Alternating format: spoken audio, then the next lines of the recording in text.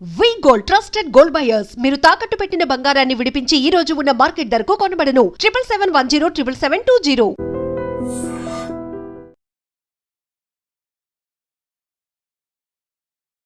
Welcome to iDream media. So జనరల్గా diabetes, sugar వ్యాధి, so వీరికి రకరకాల కాంప్లికేషన్స్ ఉంటాయి. దానిలో యూరిన్ ఇన్ఫెక్షన్స్ అనేది మనం సర్వసాధారణంగా చూస్తూ ఉంటాము. అంటే అసలు ఎందుకు యూరిన్ ఇన్ఫెక్షన్స్ వస్తున్నాయి, రాకుండా జాగ్రత్తలు ఏం తీసుకోవాలి, సో డయాబెటిక్ పేషెంట్స్కి ప్రత్యేకమైన ఉన్న జాగ్రత్తలు ఏంటి, ట్రీట్మెంట్ ఏంటి, వివరాలు తెలుసుకుందాం. మనతో పాటు ప్రముఖ internal medicine specialist doctor Rajesh Chukkala గారు ఉన్నారు. డాక్టర్ గారు నమస్తే అండి. ఇప్పుడు డయాబెటీస్ గురించి మాట్లాడుకుంటే, ఈ డయాబెటీస్ వచ్చిందంటే దాన్ని కంట్రోల్ పెట్టుకోకపోతే అన్ని ఆర్గాన్స్ని డ్యామేజ్ చేస్తుంది ఇలా చెప్తూ ఉంటారు. అయితే యూరిన్ ఇన్ఫెక్షన్స్, యూరిన్ ఆగకపోవడము, యూరిన్ లీక్ అవ్వడము, వెళ్ళేదాకా కూడా యూరిన్ ఆపుకోలేకపోవడము, ఇలాంటి ప్రాబ్లమ్స్ అన్నీ డయాబెటిక్ పేషెంట్స్లో ప్రత్యేకంగా ఉంటాయి అంటున్నారు. అంటే డయాబెటీస్ అనేది అంత ప్రభావం చూపిస్తుందా డాక్టర్ గారు? సో ఫస్ట్ ఏంటంటే డయాబెటిక్ డయాగ్నోసిస్లోనే ఫ్రీక్వెంట్ యూరినేషన్ అనేది ఒక సిమ్టమ్, ఒక క్రైటీరియా. ఓకే. ఫ్రీక్వెంట్ యూరినేషన్, ఎక్కువగా నీళ్లు తాగడం. సో సహజంగా ఏమవుతుందంటే కొద్దిగా సైన్స్ పరంగా చూస్తే హైపర్ ఆస్మలాలిటీ, హైపో ఆస్మలాలిటీ సైన్స్ ఇది. అంటే షుగర్ ఎక్కువ ఉంటే హైపర్ ఆస్మలాలిటీ అంటారు, షుగర్ తక్కువగా ఉంటే హైపో ఆస్మలాలిటీ. అలా ఉన్నప్పుడు వాటర్ ఎక్స్చేంజ్ మెకానిజం బాడీలో ఎక్కువగా జరుగుద్ది.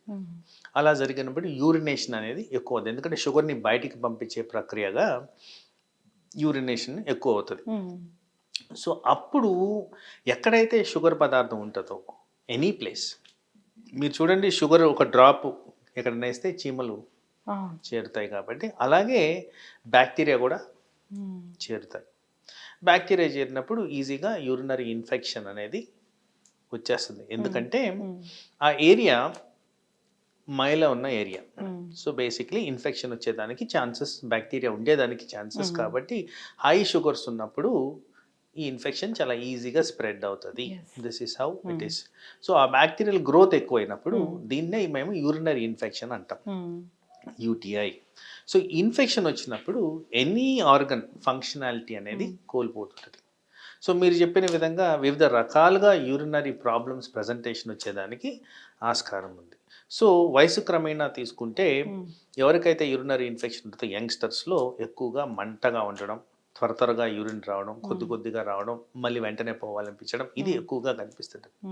అలాగే కొద్దిగా పెద్దవాళ్ళని గమనిస్తే, పెద్దవాళ్ళలో ఏంటంటే న్యాచురల్ పద్ధతుల్లోనే అవయాలు మొత్తం మారిపోయి ఉంటాయి, ఏజింగ్ ప్రాసెస్.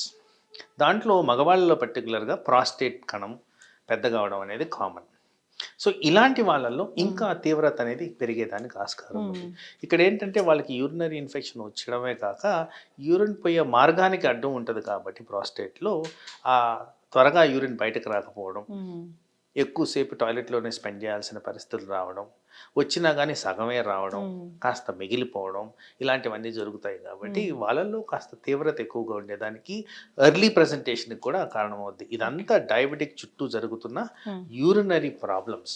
డయాబెటీస్ వచ్చిందని తెలుసుకోవడానికి అప్పటిదాకా తెలుసుకోకపోయినా ఈ ఎక్కువసార్లు మూత్రానికి రావాల్సిన పరిస్థితి కూడా డయాబెటీస్ ఉందని తెలుసుకునే ఒక కారణం.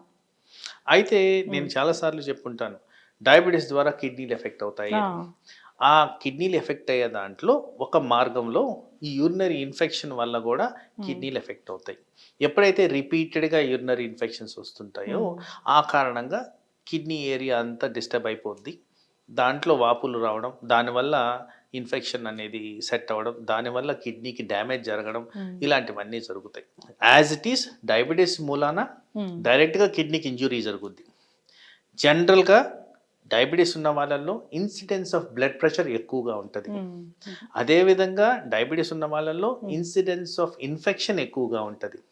సో ఇవన్నీ కలుపుకొని చూస్తే జెనెటో యూరినరీ సిస్టమ్, అంటే మూత్రం పోయే మార్గం మొత్తం కూడా ఎఫెక్ట్ అయ్యే విధంగా ఈ డయాబెటీస్ క్రియేట్ చేస్తుంది. కాబట్టి ఈ ఇన్వాల్వ్మెంట్ ఆఫ్ బ్లాడరు, కిడ్నీ తరచుగా మేము చూస్తూ ఉంటాం. అంటే కంట్రోల్లో మందులు వాడుతున్నా కానీ ఈ ప్రాబ్లం వస్తుంది డాక్టర్ గారు? అంటే మందులు వాడడంలో ఇక్కడ చాలా ఇంపార్టెంట్ క్వశ్చన్ అడిగారు మీరు. వీళ్ళు ఏం చేస్తున్నారంటే ఎక్కువగా డయాబెటిక్ పేషెంట్స్ ఇలాంటి ప్రాబ్లం రాగానే మందుల షాప్కి వెళ్ళిపోయి బాబు నాకు ఇట్లా ఉంది ఏదో ఒకటి ఇవ్వండి అంటారు, అది తీసుకుంటారు. అది తీసుకొని ఏమవుతుందంటే ఇనీషియల్ పార్ట్లో వెంటనే వాళ్ళకి తగ్గిపోవడం జరుగుద్ది, ఎందుకంటే మందులు ఫ్రెష్గా వాడారు కాబట్టి. బట్ ఆ వాడడము సగం వరకే వాడి వదిలేస్తారు, దానికి రిలీఫ్ రాగానే అది మానేస్తున్నారు. అసలు ఎందుకు వస్తుంది, ఏ కారణంగా వస్తుంది, ఇది ఇన్ఫెక్షనా, హై షుగరా, ఇంకేదైనా ప్రాబ్లమా అనేది అనాలిసిస్ జరగదు అక్కడ. రిపీటెడ్గా జరుగుద్ది. నెక్స్ట్ టైం కూడా అరే మొన్న తగ్గిపోయింది కదా అని మళ్ళీ వెళ్తారు. సో ఇలా చేసుకుంటూ వెళ్ళిన దానివల్ల యూరినరీ ఇన్ఫెక్షన్ పెరుగుతూ పోతుంది, తరగదు అది. అండ్ యాంటీబయాటిక్ రెసిస్టెన్స్ అనేది పెరుగుద్ది. Damage to the system, genito urinary system కూడా ఎక్కువ అవుద్ది. సో ఇలా చూస్తే తీవ్రత పెరిగింది, అప్పుడు ప్రాబ్లమ్స్ వస్తాయి. దాని గురించి హాస్పిటలైజేషన్ అనేది జరుగుతూ ఉంటుంది. ఇది ఒక ఇంపార్టెంట్ థింగ్. తర్వాత జనరల్గా ఇన్ జనరల్ పర్స్పెక్టివ్ డయాబెటీస్ మేనేజ్మెంట్లో మేము ఎప్పుడు చెప్తున్నది అంటే కాస్త వాటర్ బాగా తాగండి. వాటర్ బాగా తాగితే మీకు డయాబెటిక్ కంట్రోల్ అడిక్వేట్గా ఉంటుందని చెప్తాం.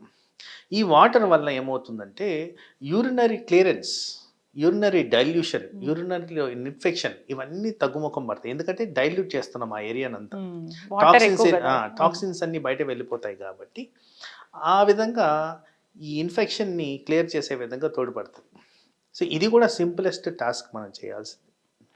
మీరు వాటర్ తాగమంటే చాలామంది బియర్ తాగే వాళ్ళు కూడా ఉంటారు, కిడ్నీ స్టోన్స్ బయటికి పోతాయి, యూరిన్ ఇన్ఫెక్షన్ తగ్గుతుంది, యూరిన్ ఫ్లో ఎక్కువగా ఉంటుందని వస్తారు. సో మీరు చెప్పిన దానికి కొన్ని వాస్తవాలు మెడికల్గా కొన్ని యాక్సెప్ట్ చేయాలి, కానీ మనం డయాబెటిక్ కాంటెక్స్ట్లో మాట్లాడుతున్నాం కాబట్టి బియర్ పర్టికులర్గా ఆ ఇష్యూ వచ్చింది కాబట్టి బియర్ వల్ల డెడ్ క్యాలరీస్ ఆర్ 0 క్యాలరీస్ ఎక్కువగా వస్తాయి, వెయిట్ పెరుగుద్ది, ఆల్కహాల్ మూలంగా లివర్ మీద ఎఫెక్ట్స్ పడతాయి, ఆల్కహాల్ మూలంగా కిడ్నీ మీద ఎఫెక్ట్స్ పడతాయి.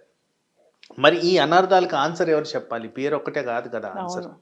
సో మీరు అన్నట్టు ఒక కాంటెక్స్ట్ ఎక్కడ బియర్ తాగిన దానివల్ల స్టోన్ బయటికి వెళ్ళిపోద్ది అంటే అదొకటే, మిగతావన్నీ కూడా మనకి మేజర్ క్రైటీరియా అవుతాయి.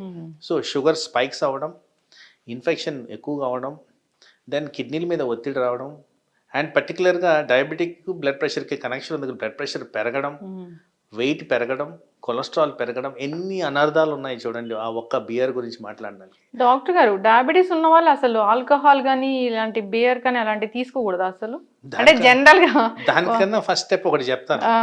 వాళ్ళు వాడే ప్రతి మెడిసిన్, పేషెంట్స్ వాడతారు కదా డయాబెటిక్ మెడిసిన్, ఆల్కహాల్ తాగొచ్చా లేదో చూడండి, డెఫినెట్గా అన్సేఫ్ అని రాస్తుంటుంది. మరి అట్లాంటప్పుడు తాగకూడదు కదా, జనరల్ గానే తాగకూడదు, ఇష్యూస్ వస్తాయి. డయాబెటీస్ అయితే ఖచ్చితంగా ఆలోచించాల్సిందే. మీరు అన్నట్లు ఇది ఆల్కహాల్ కానీ ఈ బియర్ కానీ తీసుకుంటే షుగర్ ఇంకా ఎక్కువ పెరుగుద్ది, దాని ద్వారా జరిగే డ్యామేజ్ కూడా పెరుగుద్ది. టాబ్లెట్స్ అసలే వేసుకోకూడదు, ఒకవేళ వాళ్ళు ఏదైనా సందర్భంలో తీసుకుంటే టాబ్లెట్ వేసుకొని అది మానేయడం మంచిది. మనం ఉల్టా చెప్పడం కన్నా ఆల్కహాల్ అవాయిడ్ చేయడం అనేది 100% బెటర్. డిహైడ్రేషన్ అవుతుందా డాక్టర్ గారు ఎట్లాగా అసలు ఆల్కహాల్ వలన? ఆల్కహాల్ వల్ల డెఫినెటివ్ డిహైడ్రేషన్ ఏంటంటే, ఆల్కహాల్ చేసే ప్రక్రియ ఏంటంటే ఈ కిడ్నీస్ మీద దాని ఎఫెక్ట్ ఇండ్యూసెస్ డయాలిసిస్ అంటాం, అంటే మూత్రం పోయే విధంగా తయారు చేస్తుంది. సో వీళ్ళు కన్సంప్షన్ తీసుకుంటున్నా కానీ మోర్ అమౌంట్ ఆఫ్ యూరిన్ బయటకు వెళ్ళిపోద్ది, ఎందుకంటే ఆ సిస్టమ్ అలా పనిచేస్తుంది. ఆ డైరెటిక్ సిస్టమ్ అనేది ఒకటి పనిచేస్తుంది, బ్రెయిన్లో స్టిమ్యులేషన్ జరగడం కానీ కిడ్నీలో ఫంక్షనింగ్ జరగడం కానీ మార్పులు తీసుకొస్తుంది ఆల్కహాల్. ఆ కారణంగా యూరినేషన్ ఎక్కువగా పెరిగిపోయి వాళ్ళకి డిహైడ్రేషన్ గురయ్యే విధంగా చేస్తుంది.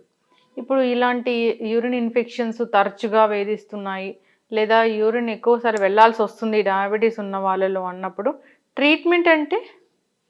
సో ఫస్ట్ ఆఫ్ ఆల్ మనం చేయాల్సింది ఏంటంటే, ఇది రిపీటెడ్గా వస్తుందా రావట్లేదా.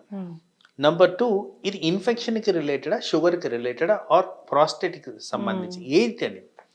నెంబర్ 3, అప్రోప్రియేట్ యాంటీబయాటిక్ ఇది వరకు వాడున్నారా, వాడలేదా, నేను చెప్పిన విధంగా ఫార్మసీ ద్వారా తీసుకున్నారా అనేది చూసుకో. నెంబర్ 4, అవసరమైన చోట ఈ షుగర్ కంట్రోల్ కరెక్ట్గా ఉందా లేదా. నెంబర్ 5, బ్లడ్ ప్రెషర్కి సంబంధించి కొన్ని డైరెటిక్ ట్యాబ్లెట్స్ ఉంటాయి, అంటే మూత్రము ఎక్కువగా అయ్యే విధంగా ట్యాబ్లెట్స్ ఉంటాయి, దాని కారణంగా ఈ ప్రాబ్లం వస్తుందా. సో ఇలా అనలిటికల్గా చూసుకొని దీనికి కరెక్ట్ ఫార్మ్ ఆఫ్ ట్రీట్మెంట్ ఏంటనేది ఆ ఎక్స్పర్ట్ ద్వారా దాన్ని డిసైడ్ చేసి తీసుకోవడమే ఒక కరెక్ట్ అప్రోచ్. ఓకే, చక్కటి ఇన్ఫర్మేషన్ డాక్టర్ గారు. చాలామంది కూడా ఎలా ఆలోచిస్తారంటే షుగర్ ఉంది, ఎక్కువసార్లు యూరిన్ వెళ్ళాల్సి వస్తుంది అనే ధోరణిలో ఇది కామనే అనుకుంటారు. కానీ అది అసలు కామన్ కాదు. డాక్టర్ దగ్గర వెళ్ళి ట్రీట్మెంట్ తీసుకోవాల్సిన అంశం అది. సో లేట్ చేశారంటే కిడ్నీల మీద ఎఫెక్ట్ చూపించడం, రకరకాల ఇన్ఫెక్షన్స్ రావడానికి దారితీస్తుంది. ఫాలో అవ్వాలని కోరుకున్నాను డాక్టర్ గారు. చాలా చక్కటి ఇన్ఫర్మేషన్. ధన్యవాదాలు. నమస్తే.